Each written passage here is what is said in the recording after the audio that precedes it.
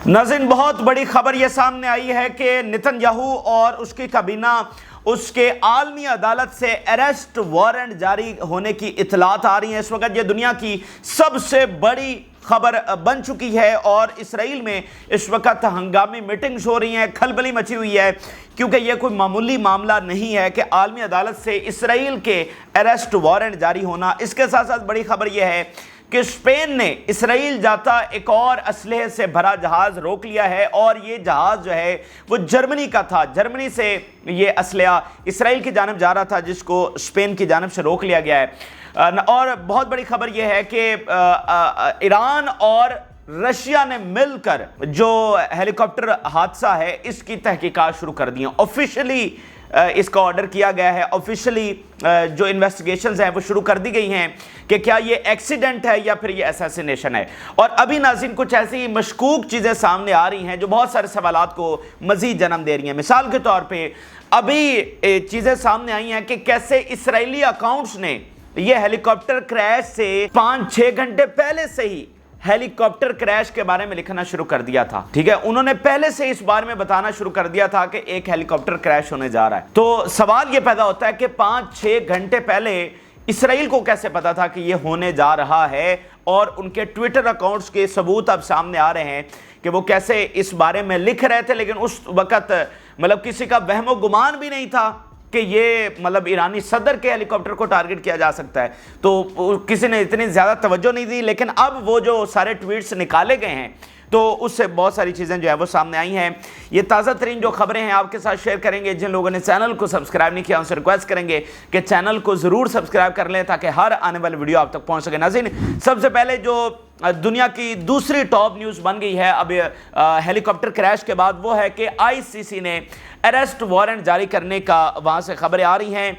नाज़रीन, जो आईसीसी के जो प्रोसिक्यूटर हैं उन्होंने ऑफिशियली ये फाइल कर दिया है कोर्ट के अंदर कि जनाब अरेस्ट वारंट जारी किए जाए। यानी इसकी खास अहमियत है। इसका मतलब ये है कि वारंट जारी होने जा रहे हैं, ये विद इन आवर्स या विद इन 24 आवर्स या 48 आवर्स, इसके अंदर अंदर ये वारंट जारी होने जा रहे हैं। उसकी वजह यह है कि जैसे पहले एक साउथ अफ्रीका है वो रिक्वेस्ट कर रहा था, तो वो एक फरीक के तौर पर वहां पर गया हुआ था। ये तो प्रोसिक्यूटर हैं, ये अदालत के मतलब प्रोसिक्यूटर हैं और उन्होंने खुद ये रिक्वेस्ट की है। तो इसका मतलब ये वारंट जारी होने ही होने हैं। अब इसमें कोई शक व शुबे वाली बात नहीं है और किसी भी लम्हे ये हो सकते हैं। तो इसराइल के लिए बहुत बड़ा, जिसको चपेड़ कहा जा रहा है, ठीक है, बहुत बड़ी शिकस्त कहा जा रहा है इस सिफारती महाज के ऊपर, बहुत बड़ा धचका इसराइल के लिए। नाज़रीन, इस वक्त एमरजेंसी मीटिंग्स इसराइल के अंदर हो रही हैं और आप जरा पहले 2-3 स्टेटमेंट देखिए। ICC prosecutor announce applications for arrest warrant in relation to Benjamin Netanyahu and Yoav Gallant in the context of situation in the state of Palestine. एक तो स्टेट ऑफ द पैलेस्टाइन का लफ्ज इस्तेमाल किया गया है। ये इंटरनेशनल क्रिमिनल कोर्ट का ऑफिशियल जो ट्वीट है वो हम आपके सामने रख रहे हैं। उन्होंने गजा का लफ्ज इस्तेमाल नहीं किया, स्टेट ऑफ द पैलेस्टाइन का वर्ड इस्तेमाल किया। ये भी इसमें इंपॉर्टेंट चीज है। तो जरा इसके ऊपर इसराइल का रिएक्शन देखिए कि उनको किस तरह से मिर्चें लग रही हैं और वो फड़फड़ा उठे हैं इसके ऊपर, क्योंकि ये बहुत बड़ी चीज है। ये आप देखिए, Israeli ministers in panic mood after ICC requested N arrest warrant for war criminal Netanyahu and Gallant. The minister of the war cabinet called decision a historic crime. उन्होंने कहा कि ये जो आईसीसी ये काम कर रही है ये तो एक हिस्टोरिक क्राइम है। National security minister Ben Gavar referred to the ICC as anti Semitic court. ये जो भी इसराइल के मुखालिफ होता है ना, या ज्यूज के मुखालिफ, उसको एंटी सेमिटिक कह दिया जाता है। लेकिन अब ये इनका मतलब वो पुराना जो घिसा पिटा बयानिया वो चलने वाला नहीं है, क्योंकि आप तो सबसे बड़े खुद जालिम हैं। तो पहले ये बेसिकली ये मजलूमियत कार्ड है। ये जो भी इनके क्राइम्स को एक्सपोज करे उसको एंटी सेमिटिक कह दो, तो उसने आलमी अदालत को एंटी सेमिटिक कह दिया है, जो इन्हीं के पैसों से चलती है और इन्होंने ही बनाई है। फिर finance minister समुद्रिक, the ICC has shown such an expression of hypocrisy and hatred towards Jews that the world has not seen since Nazi propaganda. कि जनाब ये आईसीसी ने इतनी बड़ी नफरत ज्यूज के खिलाफ दिखाई है कि नाजी यानी हिटलर के ज़माने से बाद दुनिया ने इतनी हमारे खिलाफ कोई हेट्रेड नहीं दिखाई जितनी इस वक्त आलमी अदालत ने दिखा दिया है। तो इस तरह के बोगस बयानात بتاتے ہیں کہ یہ کس طرح سے جو ہے نا اپنا ذہنی توازن کھو بیٹھے ہیں اور اس وقت ان کو سمجھ نہیں آ رہی کہ یہ کریں کیا. یعنی یورپ میں بنی ایک عدالت کو، ٹھیک ہے، یہ اینٹی سیمیٹک کہہ رہے ہیں، اس کو جناب کرمنل کہہ رہے ہیں، اور یہ کہہ رہا ہے کہ سب سے بڑا اس نے جرم کر دیا اور ہمارے خلاف یہ نفرت انگیز یہ عدالت ہے، جو کہ ہے ہی یورپ میں، جو کہ ہے ہی عالمی عدالت، جو کہ انہی کے رول بیسڈ آرڈر کے تحت بنی ہے. تو اس کے اوپر جو ہے وہ کوئی اعتبار کرنے والا نہیں ہے. دوسری بات یہ ہے کہ ایمرجنسی میٹنگ کے بعد ایک آپریشن روم باقاعدہ طور پر قائم کیا گیا ہے. اس سے آپ اندازہ لگا سکتے ہیں کہ اسرائیل اس سے کتنا زیادہ پریشان ہے، اور اسی لیے نتن یاہو اس نے برطانیہ کو بھی ریکویسٹ کی، جرمنی کو بھی، فرانس کو بھی، امریکہ کو بھی، بائیڈن کو کہا کہ یہ اریسٹ وارنٹ جو رکوائے جائیں. پھر کانگریس نے دھمکیاں دی، بائیڈن نے دھمکیاں دی کہ عالمی عدالت نے اگر یہ وارنٹ جاری کیے تو ہم یہ کر دیں گے، وہ کر دیں گے، اور بہرحال آج یہ وہاں سے جاری ہونے جا رہے ہیں. تو آپریشن روم انہوں نے بنا دیا ہے کہ اس میں جو بھی آگے ڈیولپمنٹس ہوں گی اس میں نظر رکھی جائے گی اور اس کو فالو کیا جائے گا. جب وارنٹ جاری ہوتے ہیں، کیا انٹرنیشنل فورسز آتی ہیں، آگے کیا ہوتا ہے، تو انہوں نے ایک اسپیشل آپریشنل روم جو ہے وہ وہاں پر بنا دیا. دیکھیں اب اس معاملے میں جو سب سے بڑا مسئلہ ہے ناظرین اسرائیل کو، وہ ہے ان کی تضحیک کا اور ان کے امیج کا. دیکھیں اگر ہم خاص طور پہ پچھلی صدی دیکھیں تو اس میں جو ان کا سب سے بڑا کارڈ رہا ہے وہ ہے مظلومیت اور معصومیت کا کارڈ. انہوں نے ہمیشہ ظلم کر کے اپنے آپ کو معصوم اور مظلوم دکھایا ہے. تو اگر یہ اسٹیبلش ہو جاتا ہے کہ یہ ظالم ہیں، یہ مظلوم اور معصوم نہیں ہے، میں ویسٹ کی بات کر رہا ہوں، اگر وہاں پر یہ بات اسٹیبلش ہو جاتی ہے، جو کہ آلریڈی ان 8 مہینوں میں اسٹیبلش ہوئی ہے، لیکن سب سے بڑی سند ہوگی جب عدالت فیصلہ دے گی. وہاں پر عدالتوں کی کریڈیبلٹی ہے، اور جب بات عالمی عدالت کی ہو تو اس کو مانا جاتا ہے وہاں پر، ٹھیک ہے. تو جب وہاں سے یہ سند مل جائے گی، جب یہ اسٹیبلش ہو جائے گا کہ یہ تو وار کرمنلز ہیں، یہ تو ظالم ہیں، یہ تو مظلوم اور معصوم نہیں ہیں، تو اس کے بہت گہرے امپیکٹس ہیں. ایک پورا بیانیہ جو ایک صدی پر محیط نہیں ہے، کئی صدیوں کے اوپر محیط ہے. یہ مظلومیت والا بیانیہ اس خاص صدی میں تو ہمیں نظر آتا ہی آتا ہے. اگر ہم پچھلی صدیاں بھی اٹھا کر دیکھ لیں تو یورپ میں بیسیکلی انہوں نے اسی کے اوپر اپنا امیج بنایا ہے کہ ہم تو دیکھیں مظلوم ہیں، ہمیں زمین سے بھی نکال دیا گیا، ہمیں تو دیکھیں مسلمان کیسے ختم کرنا چاہتے ہیں، ہمارے خلاف کیسے نفرت پائی جاتی ہے. تو یہ مظلوم اور معصومیت کارڈ کھیلا گیا ہے، لیکن اب یہ اس وار کے اندر یہ پوری طرح ایکسپوز ہوئے. اس سے پہلے 75 سالوں میں فلسطین پر جو انہوں نے مظالم ڈھائے ہیں، بلکہ میں اس کو 100 سال گنوں گا جب سے ان کی آبادیاں وہاں پر شروع ہوئی، تو ان 100 سالوں میں جو انہوں نے ظلم ڈھائے ہیں اس کو کبھی ایکسپوز نہیں کیا گیا ویسٹ کے اندر. تو یہ سارا کمال موجودہ سوشل میڈیا کا ہے، الجزیرہ کا ہے. انہوں نے یہ سارے مظالم ان کے دکھائے ہیں. اس طرح کے کئی مظالم یہ ماضی میں بھی کرتے رہے فلسطین میں، لیکن بات یہ ہے کہ وہ چونکہ کنٹرولڈ میڈیا تھا تو دنیا کے سامنے، ویسٹ کے سامنے ان کے مظالم نہیں آ سکے. لیکن اب چونکہ سوشل میڈیا ہے تو ہر ایک تک ان کے مظالم جو ہے وہ پہنچے ہیں. تو ان کو یہ سب سے بڑا نقصان ہے. وہ انٹرنیشنل فورسز آئیں گی، وہ کیا کر سکتے ہیں کیا نہیں، اس کا ان کو اتنا مسئلہ نہیں ہے. سب سے بڑا مسئلہ یہ ہے، اس لیے یہ پوری کورٹ کو انہوں نے بلیم کرنا شروع کر دیا ہے. یعنی انہوں نے یہ دیکھیں میرٹ کے اوپر سوال نہیں اٹھا رہے، یہ نہیں کہہ رہے کہ ایسے تو پوری کورٹ کو ہی گندا کر دیا کہ دیکھیں یہ تو ساری کورٹ ہی اینٹی سیمیٹک ہے. تو بیسیکلی یہ سارا اس بیانے کو کنفرنٹ کرنے کی کوشش کر رہے ہیں جو ان کے خلاف بن چکا ہے اور لوگوں کو سمجھ بھی آ چکا ہے. اچھا یہاں پر ناظرین ایک اور دوسری اہم چیز ہوئی ہے، اور وہ اہم چیز یہ ہے کہ فلسطینی کمانڈرز کے بھی وارنٹ جاری ہونے جا رہے ہیں.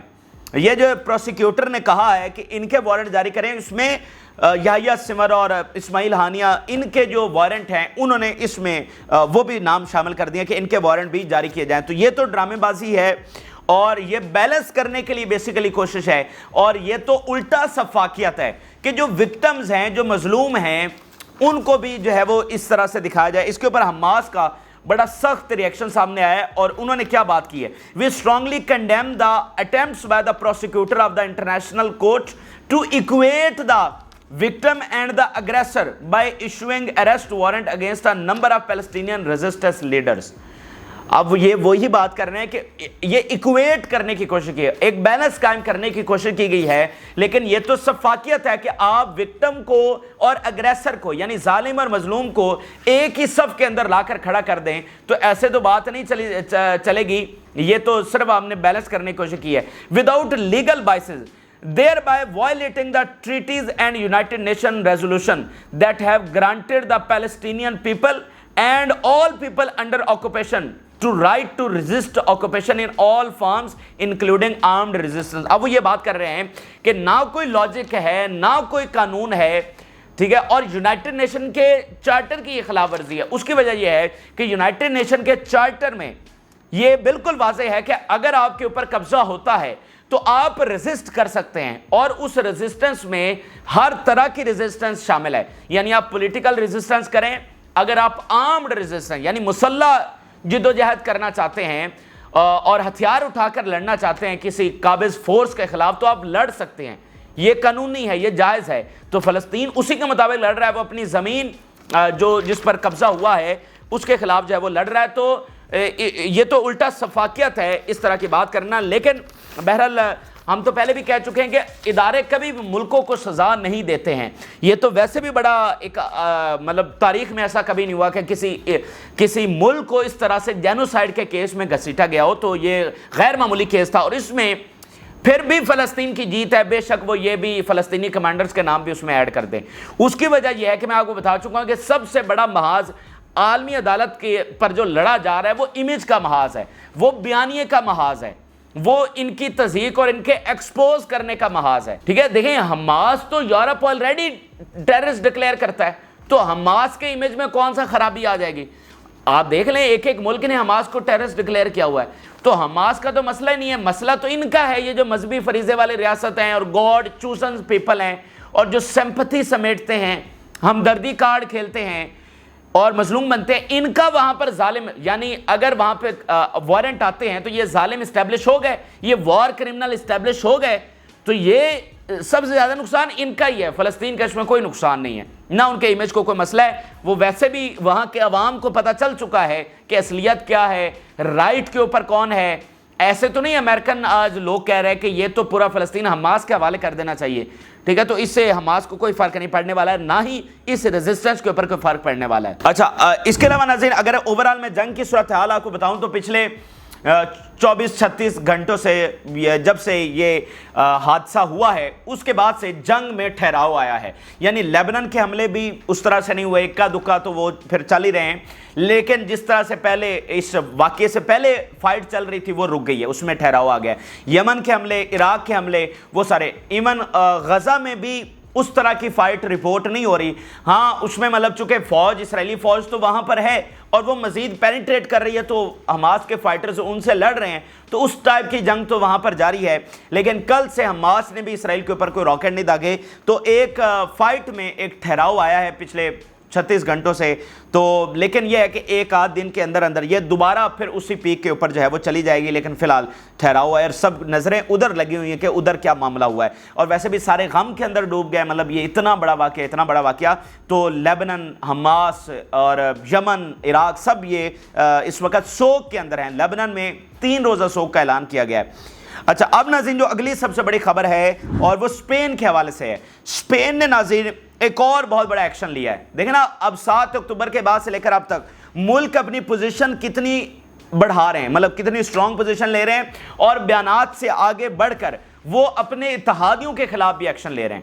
یعنی یورپ تو پھر یورپ ہے نا، سبھی اتحادی ہیں، تو اب یورپی کنٹریز یورپینز کے خلاف ایکشن لے رہے ہیں فلسطین کے حق میں. یہ کوئی معمولی چیز نہیں ہے. تو سپین نے ناظرین ایک اسلحہ بردار جہاز روکا ہے جو کہ ہائی ایکسپلوسیو لے کر جا رہا تھا اسرائیل کے لیے، اور جرمنی کا یہ جہاز تھا. یہ جرمنی سے اسلحہ جو ہے جس میں ہائی ایکسپلوسیوز تھے وہ اسرائیل کے لیے جا رہا تھا. اب یہ 4-5 دن پہلے سپین نے پہلا جہاز پکڑا اور ساتھ ہی اناؤنس کر دیا کہ یہ راستہ بھی اسرائیل کے لیے بند ہے، یہاں سے ہم اسلحہ نہیں گزرنے دیں گے، ہماری بندرگاہیں بھی ان کے لیے بین ہیں. ٹھیک ہے، تو وہ پہلا ان کا انیشیٹو تھا. آج انہوں نے یہ دوسرا واقعہ کیا ہے اور یہ بڑی اہم چیز ہے. ان کی اسٹریٹجیکل لوکیشن کے حوالے سے یہ بڑا امپورٹنٹ ہے، کیونکہ اگر آپ نے بحیرہ روم میں انٹر ہونا ہے اور اسرائیل تک جانا ہے تو آپ کے پاس صرف اس کے علاوہ کوئی راستہ نہیں ہے کہ آپ اسپین سے گزریں. یعنی ریڈ سی تو بند ہے، دوسرا راستہ یہی ہے، آپ نے اسپین سے ہو کر بحیرہ روم کے اندر داخل ہونا ہے اور پھر بحیرہ روم سے اسرائیل کو تک آپ نے پہنچنا ہے. تو اگر اسپین آپ کا راستہ بند کر لیتا ہے تو نہ ہی برطانیہ کے پاس کوئی راستہ ہے، نہ ہی جرمنی کے پاس کوئی راستہ ہے، نہ ہی امریکہ کے پاس کوئی راستہ ہے، نہ ہی کسی دوسرے ملک کے پاس راستہ ہے۔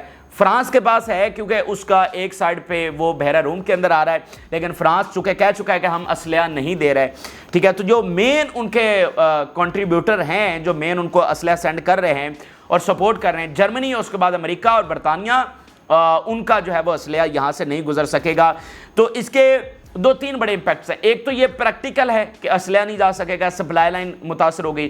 دوسرا وہی امیج کے محاذ کے اوپر، اگر اسپین مطلب اتنی بڑی طاقت ہے، اسپانیہ، ان کی تاریخ، اگر وہ ایکشن لے رہا ہے تو یورپ میں کیا ہوا چلے گی، یورپ میں کس طرح کی ہیڈ لائنز لگیں گی، میڈیا ڈیبیٹس کس طرح سے اچانک بدل جائیں گے کہ اگر اسپین یہ ایکشن لے رہا ہے تو اس کا مطلب کچھ نہ کچھ گڑبڑ تو ہے، اس کا مطلب اسرائیل غلط کر رہا ہے تو اسپین ایکشن لے رہا ہے۔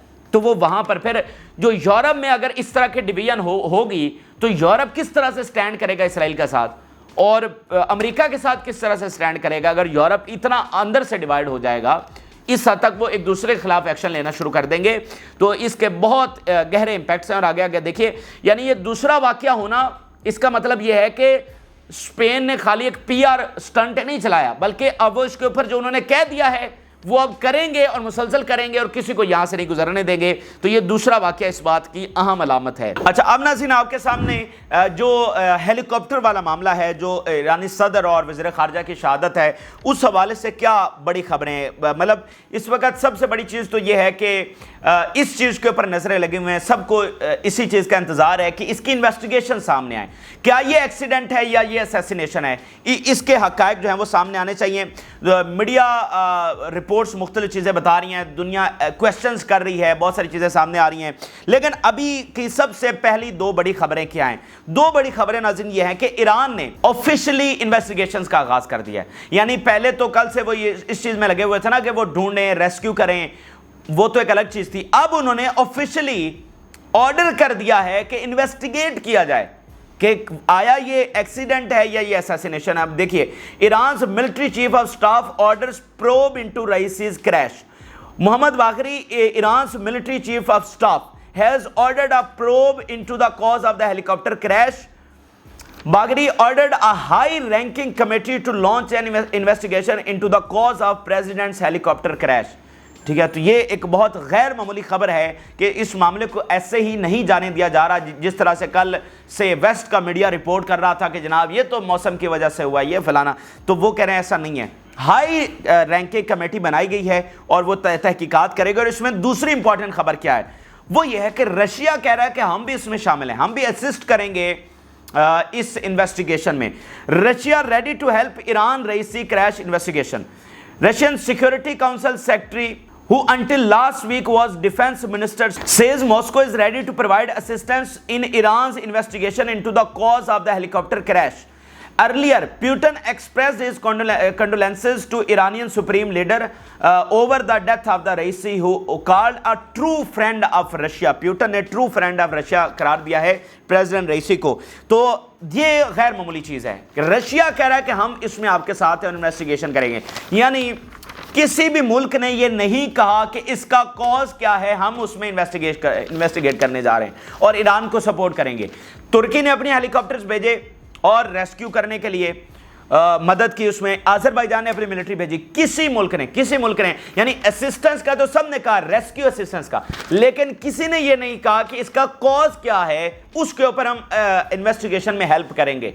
صرف اور صرف یہ رشیا یہ بات کر رہا ہے، تو یہ غیر معمولی اہمیت کی حامل ہے۔ اس کا مطلب یہ بات تو سمجھی جا رہی ہے نا، اس کو ایکسیڈنٹ نہیں دیکھا جا رہا، اسی لیے یہ سارا کچھ ہے۔ اور اس حوالے سے مزید آپ ثبوت دیکھیے، پیوٹن نے ناظرین ایک اہم ترین میٹنگ کی ہے، اور اس میں ان کے سارے ہائی آفیشل تھے، ڈیفنس منسٹر، فورن منسٹر، باقی ملٹری آفیشل، جو بھی ان کے نیشنل سیکیورٹی کے جو بھی ممبرز ہیں، سب اس میٹنگ میں شامل تھے۔ اور اگلی بات سنیے، اس میٹنگ کے اندر ایرانی ایمبیسڈر بھی شامل تھے۔